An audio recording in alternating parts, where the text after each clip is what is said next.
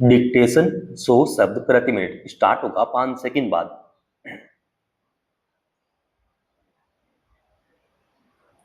Start. न्यायपालिका लोकतंत्र का अत्यंत महत्वपूर्ण स्तंभ होता है जो कानून के शासन को बनाए रखने और संविधान की मौलिकता के संरक्षण में अहम भूमिका निभाता है। भारत में न्यायपालिका को न्याय का मंदिर कहा जाता है, जहां विवादों का निस्तारण कर नागरिक अधिकारों की रक्षा की जाती है। किसी भी तरह की परेशानी या जटिल परिस्थिति में नागरिकों के लिए न्यायपालिका अंतिम आस होती है।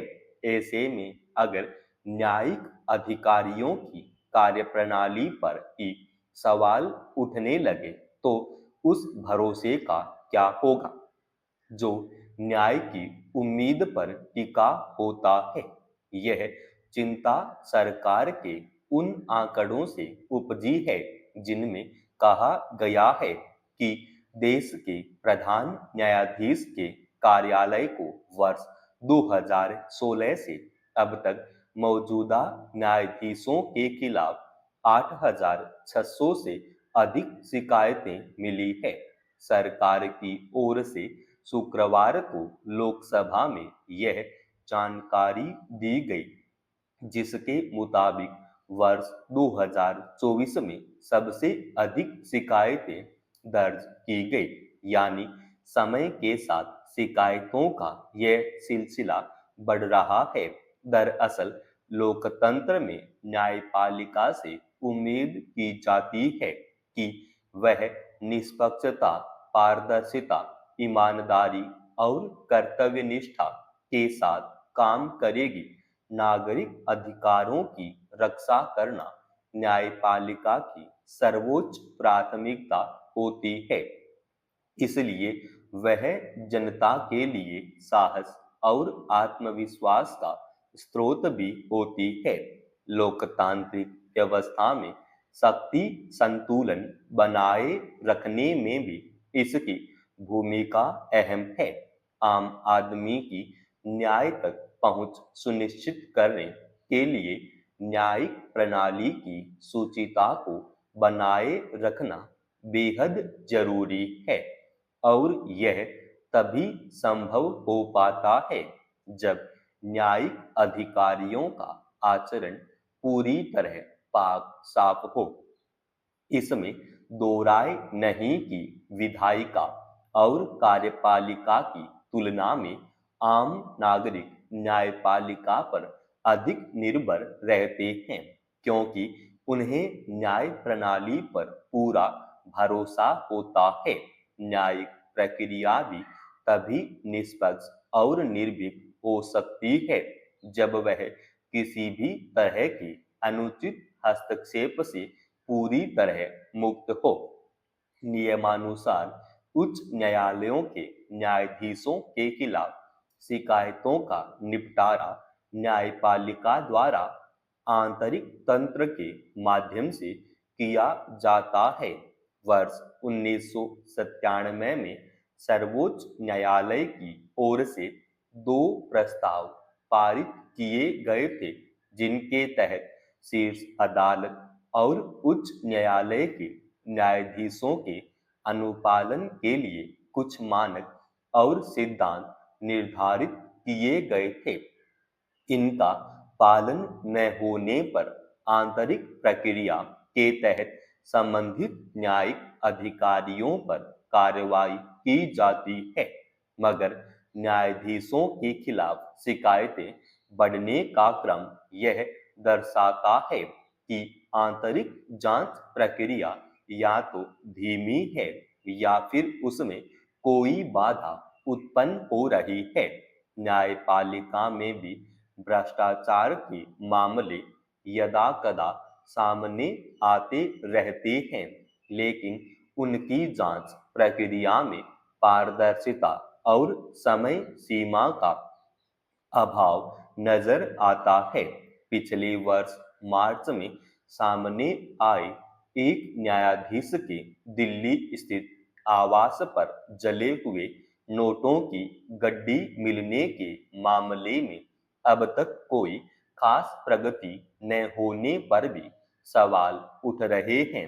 माना जा रहा है कि अगर यह मामला किसी प्रशासनिक अधिकारी या आम नागरिक से जुड़ा होता तो जांच प्रक्रिया अब तक काफी आगे पहुंच गई होती। इस स्थिति के पीछे उच्च न्यायपालिका के न्यायाधीशों के मामलों में जांच और कार्रवाई की प्रक्रिया का जटिल ढांचा भी एक बड़ा कारण है, जिसे सरल एवं स्पष्ट बनाए जाने की जरूरत है ताकि न्याय प्रक्रिया में नागरिकों का भरोसा कायम रहे। बांग्लादेश में हुए चुनावों के बाद जैसे नतीजे आए हैं, उससे साफ है कि अब वहां सत्ता और सियासत का एक नया अध्याय शुरू होने जा रहा है। खास तौर पर इसलिए भी कि वहां कुल 300 में से बीएनपी यानी बांग्लादेश नेशनलिस्ट पार्टी को अकेले 209 सीटें मिली हैं। इसके बरक्स जमात ए इस्लामी और उसके सहयोगियों को 77 सीटें मिली हैं, जबकि वर्ष 2024 में बांग्लादेश में हुई व्यापक उथल-पुथल के दौरान छात्र आंदोलनों से निकली एनसीपी यानी नेशनल सिटीजन्स पार्टी को सिर्फ 6 सीटें मिल सकी। शेख हसीना के नेतृत्व वाली अवामी लीग ने चुनाव में हिस्सा नहीं लिया था। अब संभावना यही है कि पूर्व प्रधानमंत्री खालिदा जिया के बेटे और बीएनपी के अध्यक्ष तारिक रहमान के हाथों में देश की कमान होगी। गौरतलब है कि बीएनपी ने अपने चुनाव अभियान की शुरुआत बांग्लादेश सबसे पहले के नारे के साथ की थी। अब जबकि बीएनपी को देश के मतदाताओं ने भारी बहुमत से जिताया है, तो उसके बाद यह देखने की बात होगी कि नई सरकार अंतर्राष्ट्रीय कूटनीतिक मोर्चे पर इस नारे को किस हद तक केंद्र में रख पाती है।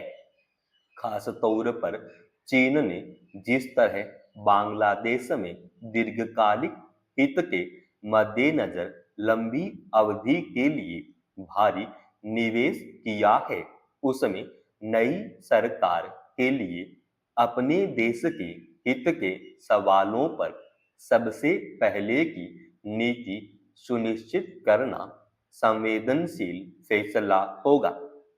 मगर बांग्लादेश की असली परीक्षा भारत के साथ अपने संबंधों की दिशा तय करने के संदर्भ में होगी। दरअसल इस क्षेत्र की भौगोलिक हकीकत यह तय करती है कि बांग्लादेश के संबंध में भारत की भूमिका निर्णायक रहेगी। बांग्लादेश की करीब 94% सीमा भारत के साथ लगी हुई है, यानी सुरक्षा और व्यापार के मामले में बांग्लादेश के लिए भारत की अनदेखी करना आसान नहीं होगा। बहुत कुछ इस पर निर्भर होगा कि मतभेद के कई बिंदुओं के बावजूद बांग्लादेश की नई सरकार भारत को लेकर क्या रुख अपनाती है। हाल के समय में बांग्लादेश में जिस तरह का तीव्र ध्रुवीकरण देखा गया, उसे संभालना और फिर से सहज माहौल बनाना वहां की नई सरकार के लिए एक बड़ी चुनौती होगी। समाप्त। दोस्तों, रोजाना ऐसी एडवांस डिक्टेशन के लिए चैनल को आप अभी सब्सक्राइब कीजिएगा और आज के इस डिक्टेशन का पीडीएफ फाइल हमने हमारे Telegram channel study with H Swami पे डाल दिए है, जिसका लिंक इसी वीडियो के डिस्क्रिप्शन में डाल रखा है।